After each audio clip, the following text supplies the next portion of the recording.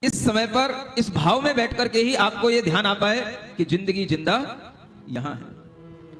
हर दिशा आशा बनी फैली हुई आकाश तक, तोड़ लाऊंगा सितारे यह यकीन था आज तक। पर वहीं से लौटते राही के चेहरे पे सिकन, देख कर मुझको लगा कि जिंदगी जिंदा कहाँ है।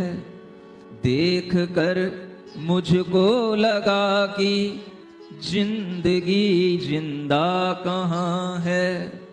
सभी लोग ध्यान से सुन रहे हैं ना? बहुत लोग खड़े हैं, आज बैठने की व्यवस्था बिगड़ गई क्या? कोई बात नहीं, जैसे भी आनंद लेना है सब। दुखी कोई प्रीति करके, दुखी कोई प्रीति बिन, दुखी कोई पुत्र से तो दुखी कोई पुत्र बिन। पुत्र इच्छा से बढ़ी पुत्री की संतति से दुखी। देख कर मुझको लगा कि जिंदगी जिंदा कहाँ है। देख कर मुझको लगा कि जिंदगी जिंदा कहाँ है।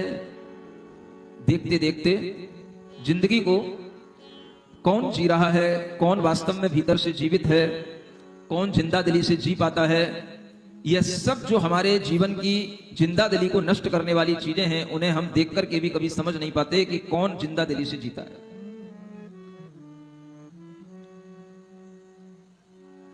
वह जिंदगी जो चल रही है और अचानक से रुक जाते हैं तो हमारे लिए कुछ नया रास्ता मिल जाता है। वो दिवाली दीप वाली और ये होली के रंग, उत्सवों से सजी सुबह मृत्यु के साए में भंग। मरघटा पर प्राण घट दो फूंक करके लौटते।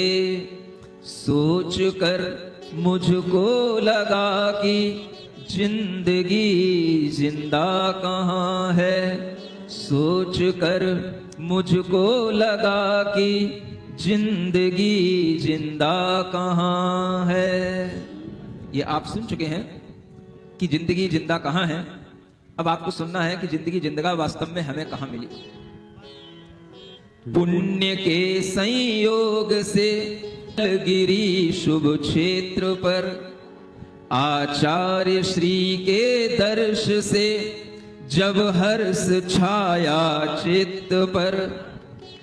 और वो वात्सल्य कर का स्पर्श पाके आपसे सोच कर मुझको लगा कि जिंदगी जिंदा यहाँ है।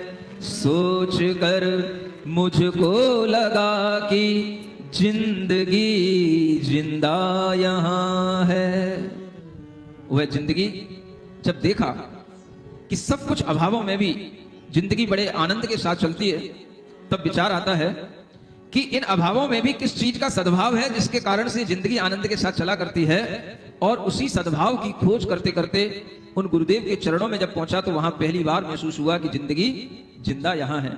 और उन गुरुदेव को प्राप्त करने के बाद में उसी दिन ये भाव मन के अंदर आ गया था कि अब मैं कहीं और नहीं जाऊंगा, अब मैं इन्हीं चरणों में रहूंगा। चाहे गुरुदेव मुझे रखें या ना रखें, लेकिन मेरे लिए इसके आगे अब कोई दूसरा गुरु नहीं होगा।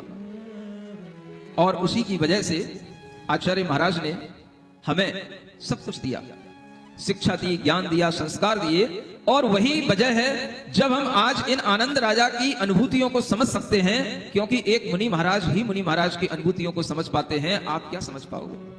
आपको समझाने में इतना टाइम लगता है, इतना समझाने में टाइम कभी भी एक गुरु को नहीं लगता है। क्यों नहीं लगता जानते हो?